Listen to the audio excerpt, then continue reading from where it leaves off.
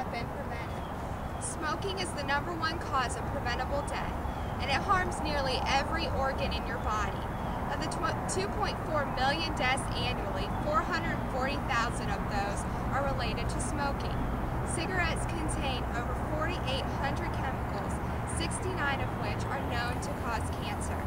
Some are arsenic and rat poison, butane and lighter fluid, cadmium and battery acid, formaldehyde, which is embalming fluid, and lead. Smoking increases your risk for heart disease, possibly leading to a heart attack.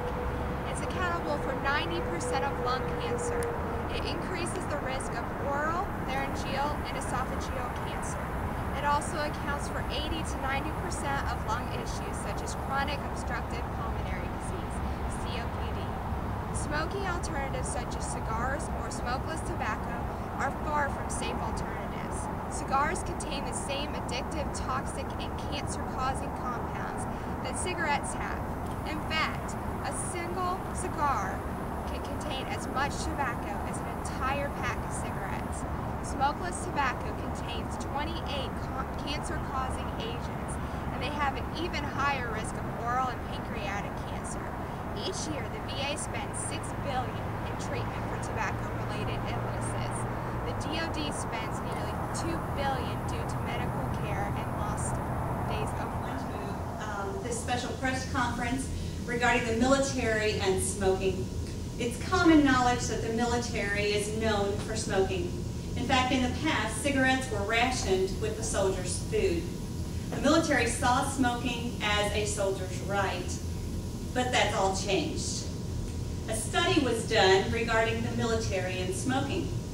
This study brought forth some alarming news, which has caused the Pentagon and the Department of Veterans Affairs to recommend a complete ban on tobacco products. This would end the sale of tobacco products on military installations and prohibit smoking by anyone in military uniform. Not even combat troops would be allowed to smoke in uniform. What in this study brought forth this drastic change? The study shows that smoking compromises troop readiness. It is the best predictor of military training failure. Smokers are more likely to perform poorly on military fitness evaluations, and smokers are more likely to sustain injuries, especially musculoskeletal injuries. Smokers report more stress from military duty than non-smokers, and smokers have a lower visual acuity. They also have poor night vision, which is very important to our soldiers that are in combat. And soldiers have decreased cognitive ability. Smokers have impaired respiratory function that affects aviation performance and military diving. In addition, tobacco usage costs the Department of Defense about $1.6 billion each year due to tobacco and related health issues, and increased hospitalizations and lost days of work. The VA reported spending over $5 billion to treat chronic lung diseases caused by smoking. We are fighting for freedom, and there are many soldiers who are prisoners to tobacco, and we need to help them to become free of this cruel and deadly dictator of their lives. Considering the health news about the dangers of smoking, is there still a great deal of smokers in the military? It's been determined that about 50% of our deployed soldiers come back home addicted to tobacco. Some soldiers that left and were non-smokers will return as smokers, and the smokers that have already left come back as heavier smokers. On average, tobacco will steal these soldiers 10 to 14 years of their life, and the quality during the remaining years may be poor due to health-related issues from smoking. Surely the government doesn't expect the soldiers to stop using tobacco immediately. When will this ban be expected to go into effect, and what are they doing to help the soldiers kick that habit? The ban is still being looked into. Defense Secretary Robert Gates feels that this is not the time to caused the ban to go into effect because of the increased stress on our soldiers who are in combat. However, he is looking into implementing it in the future. Tobacco at this point is not allowed in any military vehicles. It's not allowed while they're in their dress uniforms, and it's not allowed in any government buildings. Tobacco cessation classes are being offered to our soldiers in all installations, and they can even get medication free of charge to assist with kicking their smoking habit. Where can these soldiers go to receive the assistance to stop tobacco addiction?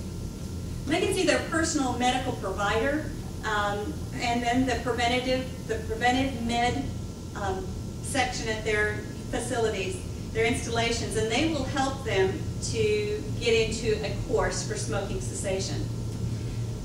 Thank you all for coming to this conference. It's important that we help our soldiers to live long and healthy lives, especially when they are doing so much for our country and their world.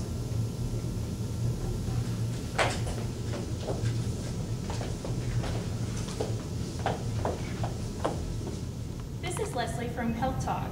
I'm sitting here with Laura, a community health nurse from Fort Campbell Army Installations Preventative Medicine Department. Hi Laura, how are you? I'm fine, thank you. She's here to talk to us today about smoking prevention and ways to stop smoking. Thank you for your time and your dedication to helping people with their smoking habits. How do you go about stopping them smoking or helping them with their smoking habits? Several of the soldiers come to us voluntarily wanting to quit smoking. And it's not just soldiers. We service family members and also Department of Defense civilians that want to quit smoking. Our program is a very simple program. We use this book, Back Off Tobacco, or Back Off Nicotine, excuse me, because it's not just cigarettes we're trying to quit, it's all tobacco products. And this is our tobacco cessation program. This is a 12-step or 12-week program, and this program entails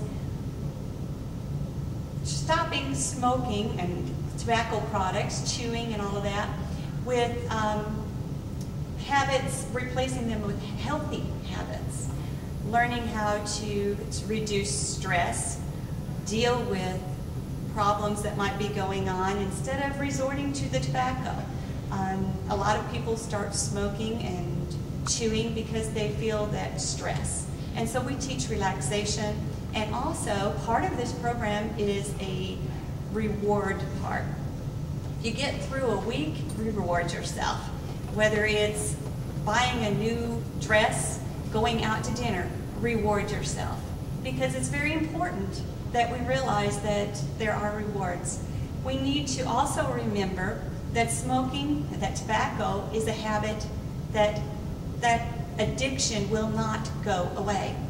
You can stop it, but it's like alcohol. Once you are a recovering alcoholic and you quit smoking, that instead of being a recovering alcoholic, you are a recovering tobacco user. And so you will always be a recovering tobacco user. You start back again, and you will have that same desire for it. So it's very important to not pick it up again once you've done it.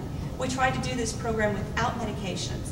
However, those that desire medications, those are available. All they have to do is see their primary care physician, and he will write a prescription. They can get their medications free of charge and help them to quit. The only thing we ask is that they be very honest about about their health history.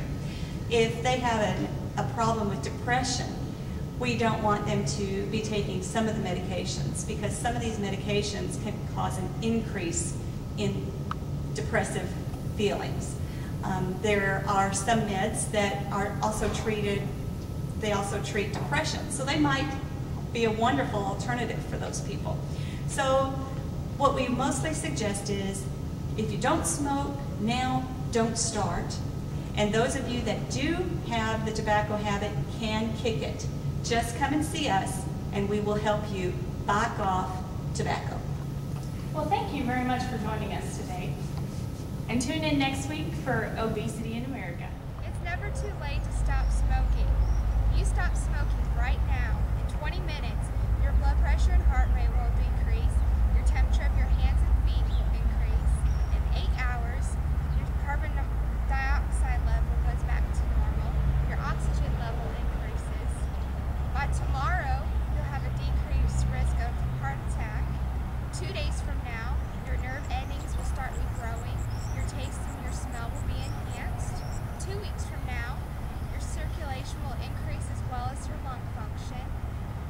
1 to 9 months, your cough and your congestion and fatigue and shortness of breath will decrease. 1 year, your risk will be cut in half of a smoker for heart disease.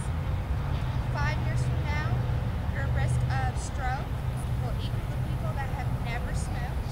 10 years, your risk will be cut in half for lung cancer, and other risks for cancer will be decreased. 15 years from now, all of your risks will be similar to a person that has never smoked. Some scary statistics of smoking are that 1,200 people die every single day. Every 8 seconds, a person dies, and during this 10-minute video, 75 people have died from smoking.